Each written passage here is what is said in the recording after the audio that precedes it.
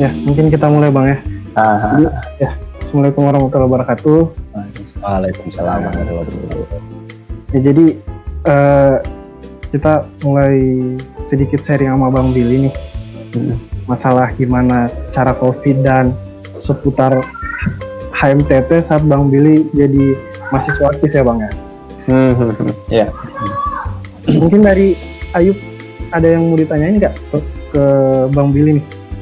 Oh ya, jadi pertama-tama mungkin Bang Billy bisa mengenalkan diri dulu. Oh iya.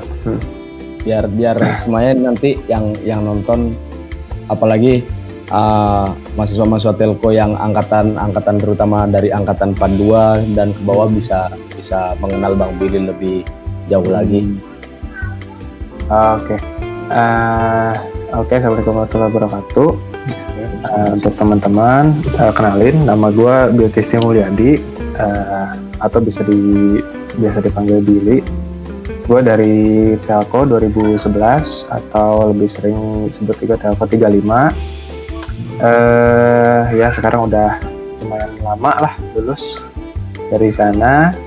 Ya sekarang paling kesibukan lagi kerja aja sih, lagi WFH aja gitu.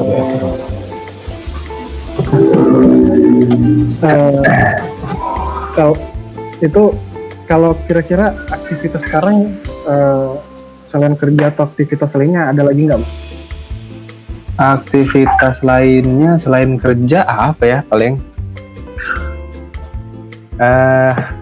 ngapain ya, paling gue bantu bini gue masak gitu, nyari takjil lah paling.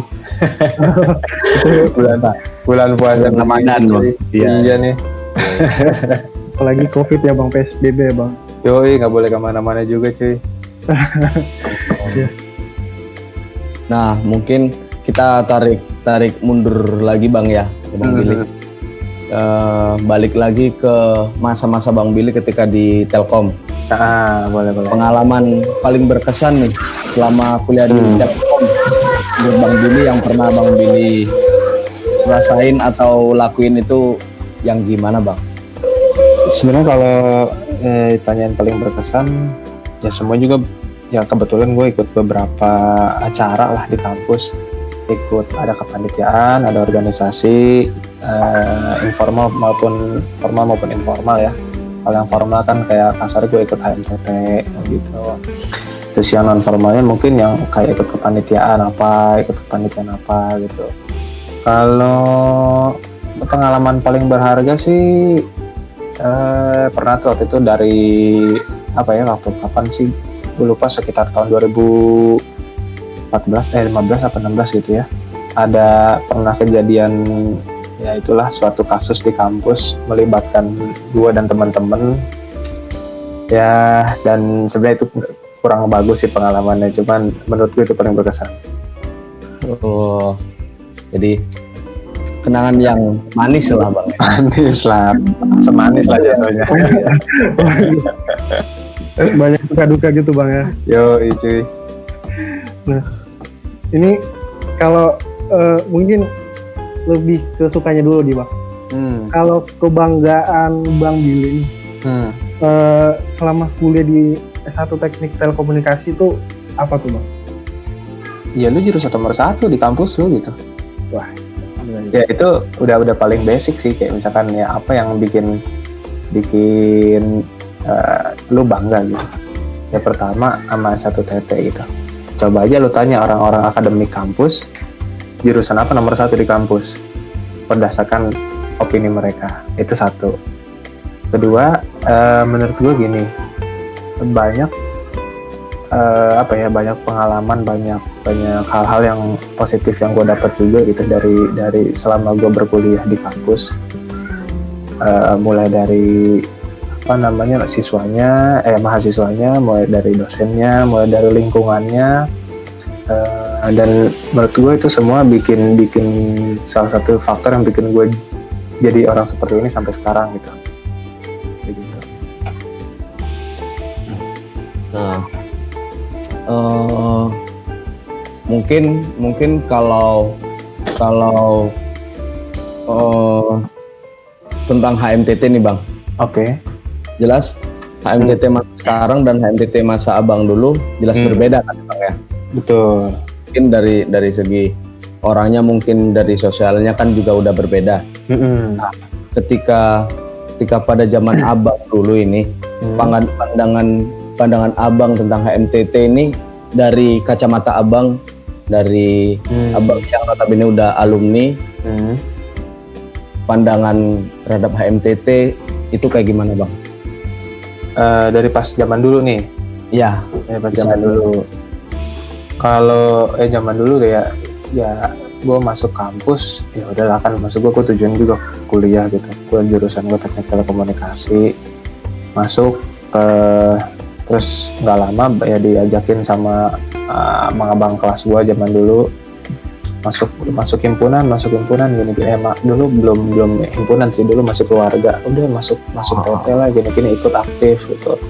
Kebetulan salah satu senior gue yang satu kota dan sering main sama gue juga itu ajak join gitu. Terus zaman gue masuk 2011 dulu kan, itu diajakin main sama senior sampai sekitar 2008. Ya sampai angkatan foundernya KMTT lah dulu namanya kan, keluarga. Ya menurut gue dulu sih cuma asik-asikan aja gitu, itu awalnya. Selama kelamaan ya gue disuruh ikut andil yang lebih besar, jadi kayak panitia arak-arakan, terus ya macam-macam lah, ada asteris segala macam. Ya menurut gue dari dulu ketika gue awal masuk sampai mungkin setelah gue lulus sampai sekarang, ya HMTT tuh sebetulnya wadah gitu loh, kayak lu kayak mangkok, tapi mangkok tuh punya banyak sekat, bukan sekat sih punya banyak segmen gitu. Segmen tuh yang dimaksudkan gini, jadi banyak hal yang lu bisa lakukan di dalam mangkok itu banyak banyak poin-poin di dalamnya, poin dari akademis, terus poin dari kekeluargaannya sendiri seperti apa kayak gitu. Jadi ya si HMTT ini menurut gua wadah sebetulnya buat mahasiswa anak teknik S1 teknik telekomunikasi gitu. Dan menurut gua wadah ini tuh sangat-sangat penting gitu, dibutuhkan dari ketika lu mulai memasukinya, bahkan sebelum masuk himpunan, ketika masuk himpunan, dan setelah lu tidak ada lagi di himpunan, itu udah punya fungsi yang besar atau punya andil yang besar kepada gua gitu. Gitu. Wow. Banyak banget Bang ya. Jadi lumayan seru sih. Jadi gimana kita bisa tahu historis mungkin kegiatan-kegiatan angkatan sebelum kita, mungkin ya salah satunya dari cerita Bang Billy juga sih Bang ya. Jadi ya kalau bisa tahu lagi sih Bang. Jadi kan tadi ada pengalaman berkesan tuh yang Bang Billy ceritain tadi, yang sempat singgung tuh Bang. Oke. Mungkin bisa ceritain sedikit nggak sih Bang? Kenapa itu bisa berkesan banget di Bang Billy? Kenapa bisa itu berkesan banget buat gue? Pertama gini, ya gue tidak sebetulnya gini, di balik hal itu mungkin ada orang yang udah tahu, ada yang belum. Ketika orang dengar cerita ini, itu bukan hal yang dibenarkan menurut gue. Bukan hal yang baik lah intinya gitu kan. Cuman kalau ditanya itu berkesan banget. Kenapa? Karena ketika saat itu, ketika gue tersandung kasus itu bersama teman-teman gue, gini, dulu gue diajarin, atau bukan diajarin sih, didoktrin ketika gue ikut, dulu namanya bukan asteris, langsung makrab HMTT aja. Oh gitu. Iya. Oke. Ketika zamanan gue dimakrabin sama 2010 itu nggak ada ospek, cuman ada makrab. Oh berarti langsung gitu Bang ya? Langsung gitu. Oh, iya. Terus udah tuh diajarin buat kompak, buat solid gitu, yang itu salah satu menjadi faktor-faktor di asteris hingga saat ini gitu, si solid itu sendiri. Nah di situ gue bisa ngerasain apa yang lu dinamakan solid tadi gitu. Kenapa? Karena teman-teman gue bisa ngelihat dari kacamata gue, point of view gue, siapa aja orang-orang yang menjadi benar-benar teman gue gitu. Di situ kita bisa satu suara, di situ kita bisa nahan pressure yang saking gedenya. Jadi lu kasarnya gini, lu mending lu telan itu pressure daripada lu harus menceritakan hal yang tidak seharusnya lu ceritakan. Iya. Nah di situ lu bisa tahu siapa temen lu di situ, gitu.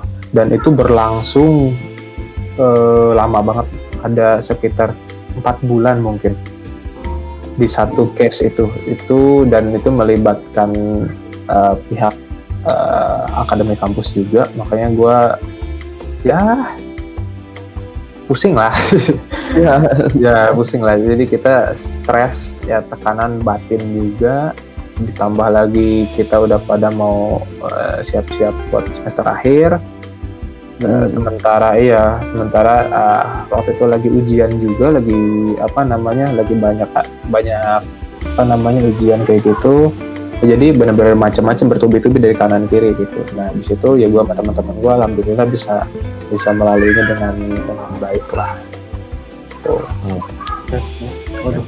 Jadi di balik pengalaman itu ada kesan-kesan yang bisa jadi pelajaran buat Bang Billy juga, Bang. Iya lah. Kemudian ya Bang, cerita tentang apalagi saat masa-masa makrab dan saat berkiprah di HMTT juga. Mungkin dari Ayub, gimana, ada yang mau ditanya lagi nggak, Yub? Kalau dari Ayub sih penasarannya nih Bang. Bang Billy bisa sampai sekarang, sampai kan udah jauh tuh perjalanannya, kan udah panjang dibandingkan dengan kayak Ayub, Bang Fikram kan masih jauh kan. Nah, buat Bang Billy sendiri nih, menurut Abang, pandangan Abang nih kayak pentingnya mahasiswa membangun hard skill, soft skill itu buat apa sih Bang? Nanti impactnya ke depannya itu kayak apa sih Bang? Terutama kan kita juga dapat banyak kan kayak hard skill dari HMT, dari himpunan kan. Itu pentingnya apa sih Bang? Kalau ditanya pentingnya apa, itu penting banget. Ya, tapi itu sebuah jawaban yang klise. Sekarang gini analoginya. Gue alhamdulillah masih bisa bekerja dengan normal di kondisi keadaan ekonomi dan dunia seperti ini. Iya. Itu maksud gue itu salah satu merupakan rezeki juga buat gue. Tapi cara lo mencari rezeki itu harus juga diimbangi dengan hard skill dan soft skill. Gitu. Jadi gini, analoginya gini, lo bakal terus kepake kalau lo punya sesuatu yang lo bisa tawarkan untuk perusahaan, bener nggak? Iya benar. Ya bener kan, kayak gitu kan. Sekarang gue masih nih dipakai sama perusahaan, ya di masa seperti ini orang-orang kan, gue bukan mendiskreditkan orang lain ya, tapi ya banyak juga orang yang kurang seberuntung gue gitu. Salah satunya mungkin karena kurangnya soft skill atau hard skillnya. Jadi di sini yang gue tekanin bukan gue lebih tinggi dari orang lain, bukan, tapi gini, pentingnya hard skill dan soft skill itu untuk di dunia kerja. Ya, jadi gini, kenapa hard skill? Pertama, kalau misalkan lu bergerak di dunia telekomunikasi, lu harus bermain dengan sesuatu hal-hal yang eksak. Iya gitu. benar. Nah, kalau lu nggak punya hard skill, ya apa yang lu mau bisa banggain gitu? Lu lulus dari kampus, pakai namanya ijazah, pakai IPK. IPK tuh dipakai buat daftar ke perusahaan sana sini, itu hard skill, ya kan? Iya. Ya, kalau lu hard skill lu jelek, kalau IPK lu jelek, otomatis lu kurang bisa menggunakan si ijazah lu itu, ya dong. Iya.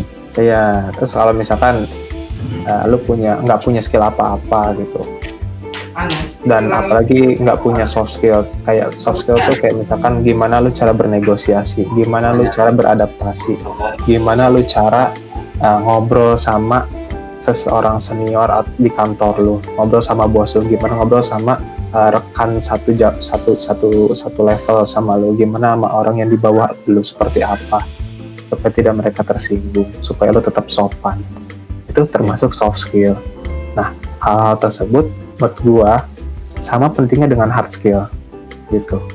Jadi nggak ada yang lebih penting mana, semuanya penting dan itu harus balance. Kunci dari semua itu lo harus balance. Lo harus punya teknik juga, harus punya basic yang kuat, lo harus punya soft skill juga, harus bisa mumpuni lah secara soft skill. Jadi ya lo bakal tanda kutip kepake di dunia kerja kayak gitu. Iya. Sangat menjawab. Keren banget. Itu pentingnya soft skill dan hard skill ya Bang ya. Ya.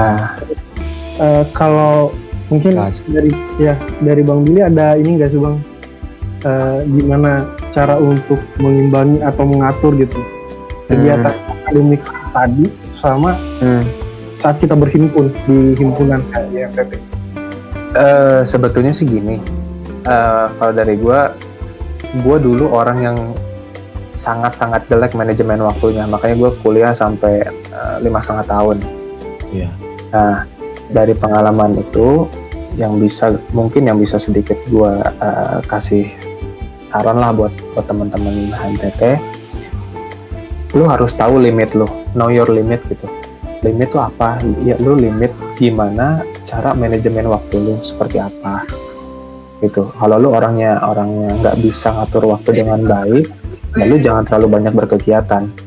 Lu dikuliahin, dibayarin sama orang tua lu buat kuliah, gitu kan. Tapi kalau misalkan lu tetap pengen berkegiatan, lu pengen berhimpun, pengen ini, lu harus melatih itu manajemen waktu lu. Gitu. Lu harus tetap stand dengan tanggung jawab lu sebagai anak kuliahan, menyelesaikan kuliah lu dengan baik. Nah, kalau misalkan lu punya tanggung jawab kayak di himpunan gitu atau di organisasi lain, ya lu juga harus tanggung jawab di situ. Lu harus tetap bisa profesional kayak gitu. Apalagi kalau misalkan lu orangnya multi, dulu kalau juga ikut beberapa kegiatan lah. Kalau misalkan lu ikut 3 kegiatan kayak gini, lu ikut HMTT, ya lu ikut organisasi A sama organisasi B. Ketika di salah satu jelek, nama lu nih, oh kenapa nih jelek? Nggak tahu, mungkin karena dia anak HMTT. Nah, itu kan kurang bagus juga kan. Makanya gue bilang, lu harus tahu limit lu di mana. Limit manajemen waktu lu seperti apa gitu. Jadi ya menurut gua lu harus tetap pertama ingat tanggung jawab lu, itu harus selalu lu ingat. Kedua, harus tetap profesional, lu harus ngelatih profesional itu sejak dari sedini mungkin.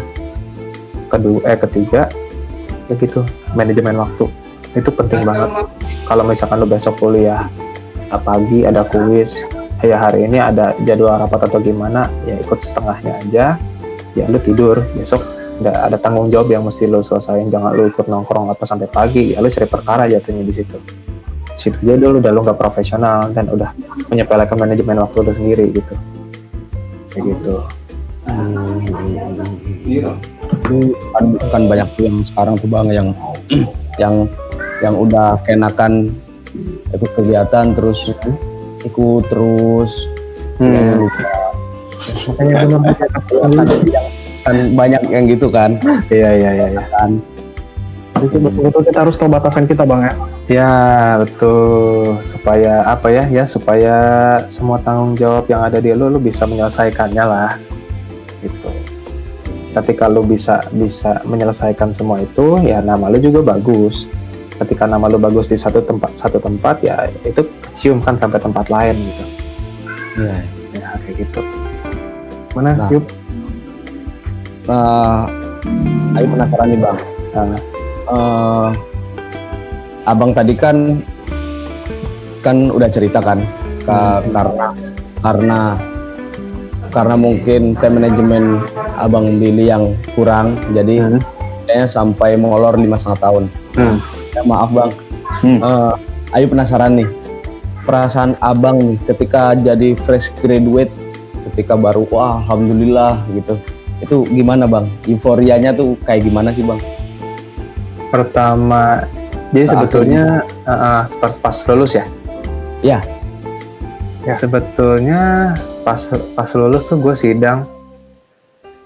sidang lumayan ini juga sih, lumayan banyak drama juga sih. Waktu itu gue nyusun TA gue bareng-bareng sama Fitrah sama wakilnya Ilham. Gue sering main tuh ke kontrakannya. Sidang cuma berselang beberapa hari dari gue, Fitrah sidang. Pas gue lulus ya udah, pikiran gue langsung oke, gue harus selesaiin revisi ini. Habis itu gue mau ngapain gitu. Ketika lu mau ke dunia kerja, apa yang bisa lu tawarkan sama mereka? Apa yang bisa lu jadi bargaining lu sama mereka? Ayo dong hire gue gitu kan. Gue dulu sempat ini sih, sebelum lulus sampai sesudah lulus gue sempat bikin startup sama teman-teman gue. Ada sekitar 5 orang dan 4 diantaranya tuh anak PT. Selesai dari situ startup gue nggak ngelanjutin startup gue karena waktu itu emang terkendala sama investor. Terus gue wisuda Maret dan gue bingung gue harus kerja kemana, gue harus ngapain, gue harus ngelamar kemana. Tapi di situ gue diselamatkan sih. Waktu itu gue ngerasa gue juga hoki, mungkin itu rezeki gue juga. Tapi di sisi lain ini ada sangkut pautnya sama urusan yang tadi soft skill, relasi. Ya. Ini gue agak cerita sedikit ya. Ya. Jadi waktu itu ketika gue lulus bulan Januari gue lulus sidang. Februari masih gue ngurusin startup gue. Februari akhir itu udah gue nggak keurus. Maret temen gue waktu itu temen anak TT juga 2011 si Bani share di grup line anak TT ya, bahwa lagi ada lowongan di tempat kerjanya dia di Huawei waktu itu. Posisinya jadi core network engineer. Yang mau silakan PM ke gue. Ya gue ngerasa gue udah nggak punya income, gue udah lulusnya telat, ya gue harus cepet-cepet kerja dong. Gue nggak mau jadi beban orang tua gue gitu. Ya akhirnya gue coba personal chat ke Bani. Ban, kerjaannya kayak gimana, kayak gini. Lu bisa bayangin gak, fresh graduate ditawarin kerja, lu ngambil tapi lu nggak ngerti apa kerjaannya. Nah, iya. Nah, kata ya Bani tuh salah satu orang yang paling pintar juga di angkatan gue. Dan ternyata setelah gue ngobrol-ngobrol sama dia, gue mau menggantiin posisinya dia. Kebayang dong, di kantor orang sekelas Bani mau digantiin sama orang fresh graduate yang pelangap-pelongo kayak gue. Gitu. Ya, kata Bani untungnya baik banget sih, dia bilang yaudah coba lu pelajarin dulu sebelum nanti interview. Jadi waktu itu ngurusin mobile network 2G, 3G, 4G itu gue baca dari nol karena waktu itu gue nggak ngambil seluler kan, gue ngambilnya waktu itu antena. Gue benar-benar belajar dari nol, baca sendiri di tempat kerja pun. Kerjaan gue selama 2 minggu cuma baca doang. Jadi maksud gue gini, poinnya persiapkan diri lu untuk lu lulus. Ketika lu lulus, jadi gini, bahkan sebelum lu lulus lu itu udah harus punya visi. Lu mau ngapain, lu mau kerja di mana, kalau lu kerja di sini ada syaratnya apa aja, apa yang harus lu kuasain. Nah, hal-hal kayak gitu lu manfaatkan di kampus. Maksud gua ada HMTT kerjasama sama anak-anak lab, ada responsi lah, ada apalah segala macam kegiatan-kegiatan positif gitu di kampus. Ada pelatihan, ikutin. Itu ngelatih hard skill lu. Jadi lu tahu kemana pattern lu, kemana arahnya, lu tuh tahu gitu. Jangan nanti lu lulus kayak gua dulu pelangap-pelongo. Nah, gue nggak mau sebetulnya. Nah, di sini gue ngerasa gue optimis sama HMTT karena HMTT makin kesini makin jelas gitu, ngerti nggak sih tujuannya? Makin beragam juga isinya. Jadi maksud gue itu bagus lah, itu hal positif buat anggota HMTT yang lain atau bahkan untuk masyarakat kampus di S1 Teknik Telekomunikasi itu sendiri gitu. Terus soft skill. Tadi gue bilang, gue sebetulnya nggak kenal banget sama Bani, gue cuma tahu gitu aja. Tapi gue bisa bersosialisasi sama Bani. gitu. Gue tanya dengan ramah, gue gue posisi gue yang butuh, gue yang cari Bani, gue kontak dia dengan sopan, kira-kira apa, gue tanya masukannya seperti apa. Nah alhamdulillah, maksud gue rezeki gue dibukain dari si Bani ini itu. Nah ini aja kan apa, komunikasi relasi itu kan kayak gitu. Jadi ya ketika gue masuk kantor pun pertama ya gimana cara lo bersikap sama orang lain, sama atasan lo, ya jangan terlalu menutup diri, jangan malu-maluin juga. Nah itu kan soft skill kan. Ya, Gimana penting. cara lo berkomunikasi dengan orang lain, nah itu juga penting. Maksud gue itu bisa lo pelajarin juga di kampus dengan apa? Kayak tadi misalkan contohnya dengan pelatihan, dengan ikut kepanitiaan, dengan ikut organisasi, itu tuh ngelatih banget gimana cara berpikir lo, gimana pola pikir lo dilatih di situ, gimana mental lo digembleng di situ biar jadi mental baja kayak gitu. Maksud gua banyak banget hal positif yang lo bisa ambil selagi lo berkuliah gitu. Ya, Tapi mungkin belum banyak disadari sama teman-teman kayak gitu. Mantap. Tapi sebegitu pentingnya komunikasi itu kayak gitu Ya. ya Bang ya. Ya itu penting banget deh komunikasi. Gua agak ini sedikit ya, agak trik ya sedikit. Mana tuh? Gua udah 3 kali pindah kantor. Kantor pertama gue dibukain pintunya sama Bani. Ya. Ya kan? Nah, pintu kedua gue dibukain sama temen gue, angkatan gue juga, si Raja namanya, wakil ketua Asteris pertama. Pintu ketiga gue karena gue sering ngumpul sama senior-senior waktu itu 2009, 2008, 2010. Ternyata di kantor ini ada lowongan dan ada 2-3 orang senior gue sini. Akhirnya ya gue kontak mereka. Even mereka nggak langsung megang secara HRD, tapi mereka bantu di proses awalnya. Nah, dari sini yang mau gue coba kasih tahu gitu buat teman-teman HMTT, sebegitu pentingnya komunikasi. Gimana lu bisa dibukain pintu sama mereka karena modalnya apa? Komunikasi yang baik, relasi gitu. Emang komunikasi itu membuat segalanya Bang ya. Iya itu vital banget cuy. Nah bicara tentang komunikasi nih Bang, itu menurut Bang Billy itu seberapa pentingkah kita tetap menjalani hubungan antara alumni gitu Bang, entah baik angkatan abang sendiri atau setelah sebelum abang yang sudah menyandang nama alumni Bang ya. Menurut Bang Billy, Ya menurut gua sih penting banget ya. Kenapa? Yang tadi gua bilang temen seangkatan gua udah lulus 2 tahun, gua belum lulus. Ketika dia udah keluar, gua masuk. Terus yang kantor gua sekarang, itu kan sebenarnya mereka udah lulus lebih dulu daripada gua kan. Iya. Nah, itu kerasanya ketika lu baru kerja. Kita agak tarik mundur sedikit ketika lu gladi atau ketika lu capek. Lu bisa ketika lu punya relasi yang baik sama senior, ketika lu minta tolong, mereka pun gak akan segan buat nolong lu. Nah tahu ada komunikasi yang bagus di antara kalian kayak gitu. Contohnya ya ketika waktu itu teman-teman gua KP gitu kan, ada seniornya kerja contohnya di Indosat atau di XL, tanya sama mereka, Kak kira-kira bisa nggak KP di sini atau magang di sini atau keperluan contohnya buat tugas akhir ambil data, kira-kira boleh atau enggak. Itu syukur-syukur kalau misalkan si seniornya punya jabatan.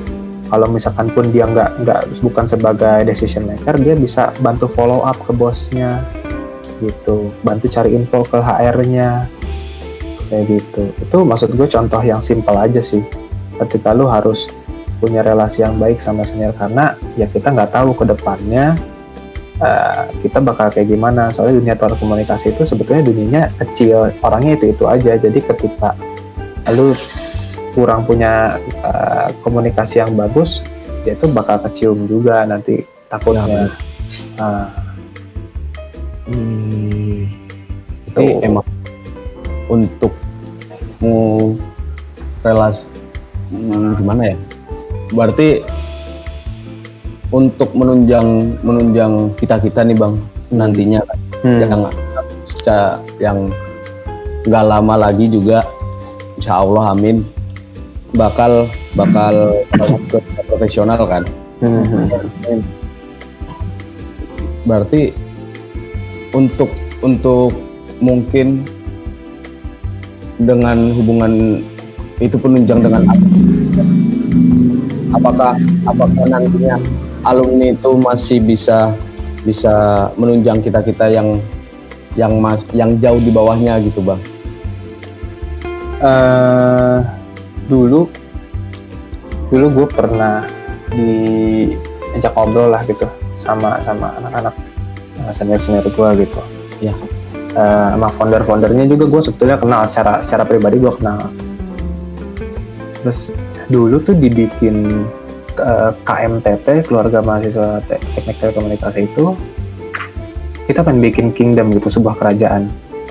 Di mana gitu kan, di dunia kerja gitu. Kenapa ya? Karena dunia kerja itu nyari life-nya lu nanti gitu, bukan ketika lu di kampus, tapi ketika lu sudah kerja gitu. Kerajaan ini dibangun dari beberapa aspek dan dari berbagai macam bidang, nggak cuma teknik telekomunikasi, maksudnya nggak cuma dunia telco aja, ada misalkan dunia marketing juga kita bisa masuk, ya kan, dunia agency segala macam, petroleum mungkin. Nah, semakin banyak alumni, semakin intens. Makanya gini, doktrin itu dibangun sedini mungkin, dimasukkan sedini mungkin ke kepala kalian, dan dijaga sebaik mungkin sampai nanti kita udah kerja. Salah satunya cara ngejaganya, ya itu silaturahmi, berhubungan baik, kayak begitu. Agar gimana? Supaya ketika nanti orang ini sudah di atas, dia nggak lupa sama bawahnya. Nah, itu sebetulnya. Ya caranya gimana? Yaitu sering-sering ngobrol, sering jalin silaturahmi atau ketemu. Sometimes ya it's okay lah, maksudku meskipun bukan hal-hal yang besar banget, tapi ketika hal kecil tapi sering itu mungkin lebih efek gitu. Impactnya Itu lebih terasa ya. Ya itu, jadi mereka juga nggak segan, oh ini nih gue tahu nih junior anak-anak TT yang ini nih sering ngobrol nih, sering hubungin gue nih gitu kan. Iya. Kayak gitu. Apa ya, hal-hal kecil tapi sering tuh menurut gue ya itu jauh lebih punya big impact gitu dibanding yang besar tapi cuma sesekali aja. Nah, benar. Bisa menjadi income, bisa menjadi insight juga buat forum alumni juga Bang ya. Tuh, Pandemi ini ya, pertama kita nggak bisa berkegiatan di luar dan kebanyakan kegiatan di rumah. Mungkin dari Bang Bilu sendiri ada? Ya buat mahasiswa HMTT khususnya ya, lagi kayak gini, ya pertama ya lu tetap jaga kesehatan, itu paling penting banget gitu. Terus kalau gue tahu ini momen Lebaran pasti banyak yang ngerantau, gue juga dulu ngerantau kok ke situ. Tapi kalau keadaan kayak begini, ya sabar dulu, lu jangan pada maksa balik. Ya jangan sampai gini, lu di sekolahin biar pinter, iya kan? Lu di sekolahin biar pinter. Kalau lu pada kekeh, tetap pada pengen maksa balik, ngapain di sekolahin lu mal-mal gitu kan? Ya benar. Nah, ya lu gambling untuk orang-orang rumah lu gitu kan? Kayak gitu. Nah, kedua gini, ya lu stay healthy lah gitu. Maksud gue jangan mentang-mentang lagi kayak gini lu pun jadi kurang ngurus diri atau gimana. Itu harusnya sebaliknya, lu harus makin care gitu sama kesehatan lu gitu. Terus kalau misalkan lu bisa ada kontribusi buat masyarakat sekitar tempat tinggal lu, kalau pada ngekos, cobalah berkontribusi sekecil mungkin sebesar mungkin. Kalau misalkan lu bisa kontribusinya kecil itu nggak apa-apa, karena itu kan salah satu dari tim Dharma mahasiswa ya. Kayak gitu. Tapi tetap dengan menjaga aspek-aspek kesehatan tadi, gitu. Itu sih. Nah, oh ya, kalau untuk alumni sendiri, Bang, untuk teman-teman alumni, ada keputusan nggak, Bang, buat gimana ke depannya? Buat teman-teman alumni ya, kesan-pesan gua mungkin kita harus lebih sering-sering ngobrol. Itu kita harus ngobrol tuh, maksudnya ngobrol lintas angkatan, bahkan sama mahasiswanya pun gitu. Dan teman-teman mahasiswanya pun jangan segan untuk ngehubungin kita, jangan segan buat kayak ngobrol, kayak bikin online meeting kayak begini. Kalau lagi kayak sekarang itu nggak usah segan lah sama kita juga. Nah, kalau kita misalkan apa yang bisa kita bantu, pasti kita pada bantu kok. Anak-anak alumni HMTT baik-baik kok orangnya. Slow juga orangnya.